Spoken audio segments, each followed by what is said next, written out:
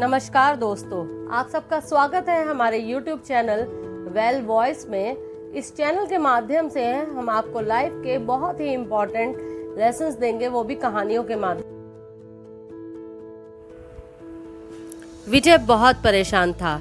उसे समझ में नहीं आ रहा था कि वो इस परिस्थिति से कैसे निपटे। वो अपनी माँ को बहुत चाहता था, किंतु उसकी पत्नी और बच्चे उसकी माँ से बहुत दूर भागते थे, क्योंकि उसकी माँ की एक आंख नहीं थी, साथ ही उसकी कमर भी 90 अंश पर झुकी थी। वैसे वह अपना सब काम खुद कर लेती हैं, किंतु फिर भी उसकी पत्नी और बच्चों के लिए हमेशा खटकती है। दादी, आप ऊपर के कमरे में जाओ, मेरे दोस्त आ रहे हैं, विजय के बेटे अनिल ने बड़े बेरुखी से कहा। पर बेटा, मैं तो यहाँ बहुत दूर बैठी हूँ, विजय की माँ ने बहुत प्यार से कहा। नहीं, आप उनके सामने मत रहो, वो मुझे चिढ़ाते हैं, अनिल ने जोर से डांटते हुए कहा। क्या हुआ अनिल, क्यों चिल्ला रहे हो? विजय की पत्नी सुमन ने किचन से ही आवाज लगाई। देखो ना माँ, ये दादी यहाँ ड्राइंग रूम में बैठी है और मेरे दोस्त आ रहे हैं, अनिल ने शिकायत भरे लहजे में कहा। माँ जी, आप ऊपर चली जाओ, क्यों हम लोगों को लजवाती हो? सुमन ने बेटे का पक्ष लेते हुए कहा। बेचारी कमला देवी चुपचाप उठकर जीने के सहारे ऊपर जाने लगी। कमर झुकी होने के कारण उन्हें ऊपर चढ़ने में बहुत परेशानी हो रही थी, किंतु वो पूरी ताकत से अकेले कोने वाले कमरे में जाकर बैठ गई। विजय बाजू के कमरे में सब सुन रहा था। उसे कष्ट हो रहा था कि उसकी माँ को अपमानित होना पड़ रहा है, किंतु वो असहाय था। अगर वो कुछ कहता तो पत्नी और बच्चे उसका विरोध करने लगते हैं। दूसरे उनके तर्क भी तो सही लगते हैं। चूंकि वो एक प्रशासनिक अधिकारी था, उसका सामाजिक स्तर बहुत ऊंचा था। उसकी ससुराल भी एक उच्च घराने में थी, अतः वह चुपचाप इस तरह हर दिन अपनी माँ को अपमानित होते देखता रहता था। रात को विजय की पत्नी ने कहा, देखो जी, अब कुछ करो। कल कलेक्टर साहब की पत्नी आई थी, माँ जी अपनी देसी धुनधारा में उनसे मिली।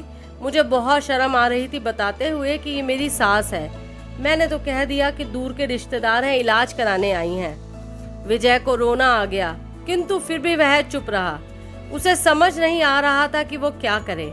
अपने बेटे की मन स्थिति को कमला देवी अच्छी तरह जानती थी और बेटे को कोई कष्ट न हो, इसीलिए वह हर बात चुपचाप सह लेती थी। विजय बहुत उदास रहने लगा। एक तरफ परिवार और सामाजिक स्तर पर जीने की प्रतिबद्धता थी, तो दूसरी तरफ माँ। आखिर माँ ने अपने बेटे की हालत नहीं देखी गई। एक दिन उसने अपने बेटे से कहा, विजय, बहुत दिन हो गए, मैं अपने गांव जाना चाहती हूँ, मुझे वहाँ पहुँचा दो, मेरा यहाँ मन नहीं लग रहा। किंतु माँ, वहाँ तो कोई नहीं है तुम्हारी देखभाल, कौन करेगा? विजय ने आश्चर्य से पूछा। अरे सब गांव वाले तो हैं, और वो तुम्हारे मामा जी उसी गांव में तो रहते हैं, और फिर हम सारी व्यवस्थाएं कर आएंगे ना। सुमन को तो जैसे मन की मुराद ही मिल गई हो। हाँ बेटा, बहू ठीक कह रही है, कमला देवी ने लंबी सांस लेते हुए कहा। विजय जानता था कि गांव में माँ की देखभाल करने वाला कोई नहीं है, लेकिन अपनी पत्नी की जिद के कारण वह अपनी माँ को गांव छोड़ने पर विवश हो गया। माँ को गांव छोड़कर आते वक्त उसे रोना आ रहा था तथा अपनी बेबसी पर गुस्सा भी आ रहा था, किंतु परिवार, पत्नी और समाज ने उसके इन मनोभावों को दबा दिया और वो भी सुकून सा महसूस करने लगा। कुछ दिनों के बाद उसके चाचा, जो अमेरिका में रहते थे, आने वाले थे। जब विजय बहुत छोटा था तो उसके पिता जीवित थे, तब वो भारत आए थे, और अब उसके बाद वो अब भारत आने वाले थे। पूरा परिवार और आस पड़ोस बहुत उत्साहित था। अमेरिका से विजय के डॉक्टर चाचा आ रहे हैं। डॉक्टर महेश ने जैसे ही घर में कदम रखा, सबने मिलकर बहुत उत्साह से उनका स्वागत किया। क्यों विजय, भाभी नहीं दिख रही, कहाँ है? डॉक्टर महेश ने उत्सुकता पूर्वक पूछा। जी, वो गांव में रहती हैं, यहाँ उनका मन नहीं लगा, सुमन ने सपाट लहजे में उत्तर दिया। डॉक्टर महेश ने विजय की ओर देखा तो विजय ने अपनी आंखें झुका ली। डॉक्टर महेश सब समझ गए। बोले, हम कल भाभी से मिलने गांव चलेंगे सब लोग। दूसरे दिन सभी लोग गांव के घर में पहुंचे। देखा कि कमला देवी को बहुत तेज बुखार है और वो पलंग पर असहाय पड़ी है। डॉक्टर महेश दौड़कर कमला देवी के पास गए, उनके पैर छूकर रोने लगे। कमला देवी की हालत उनकी कल्पना से परे थी। वाह बेटा विजय, तूने तो नाम उजागर कर दिया, अपनी माँ की ये हालत देखकर तुझे शर्म भी नहीं आ रही होगी। डॉक्टर महेश ने विजय को लगभग डांटते हुए कहा।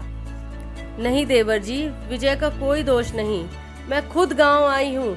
कमला देवी ने अपने बेटे का बचाव किया। मुझे सब पता चल गया भाभी, आप चुप रहो।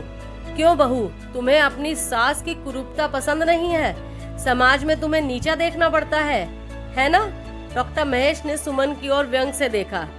सुमन निरुत्तर होकर विजय को देखने लगी।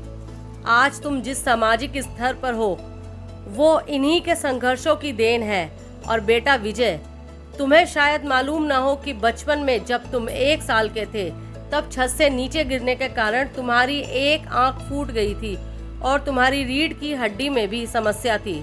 तब तुम्हारी इस कुरूप माँ ने अपनी एक आंख और अपना बोन मैरो तुम्हें देकर तुम्हें इतना सुंदर स्वरूप दिया था।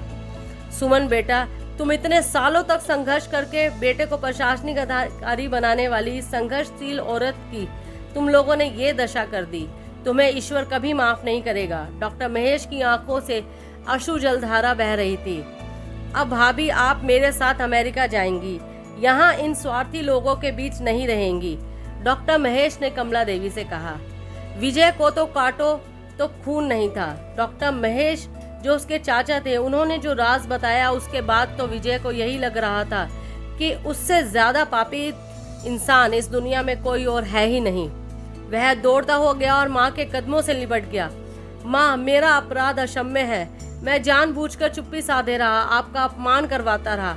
अब सिर्फ आप ही उस घर में मेरे साथ रहेंगी और कोई नहीं रहेगा। विजय ने आनगेर दृष्टि से अपनी पत्नी और बच्चों को देखा। सुमन को भी बहुत पछतावा हो रहा था, किंतु उसकी हिम्मत ही नहीं हो रही थी कि वो कमला देवी से आंख मिलाए। कमला देवी ने सुमन की मन स्थिति को समझकर उसे पुचकारते हुए अपने पास बुलाया और विजय को डांटते हुए कहा, खबरदार, जो मेरी बहू को मुझसे अलग करने की कोशिश की तो तुझे ही घर से बाहर निकाल दूंगी। सुमन और बच्चों ने कमला देवी के पैर पड़ते हुए अपने व्यवहार पर माफी मांगी और माँ के हृदय ने सबको माफ कर दिया। तो दोस्तों, कहानी कैसी लगी? माँ के प्यार और त्याग की कहानी। एक माँ जो अपने के बच्चों के सुख के लिए हर दुख सहती है, खुद भूखा रहकर अपने बच्चों का पेट भरती है, खुद गीले में सोती है लेकिन उन्हें हमेशा सूखा बिस्तर देती है। ऐसी ही माँ के त्याग को सलाम है। अगर आपको ये कहानी थोड़ी भी अच्छी लगी तो प्लीज़ आज थोड़ा समय निकालकर अपनी माँ के पास जाके उनको बताइएगा कि आप कितने धनवान हैं जो उन्हें माँ का प्यार मिला है, और उनको गले लगकर एक बार आई लव यू ज़रूर बोलिएगा। कमेंट पे लव यू माँ लिखिए, और कहानी अच्छी लगे तो please like, share and subscribe.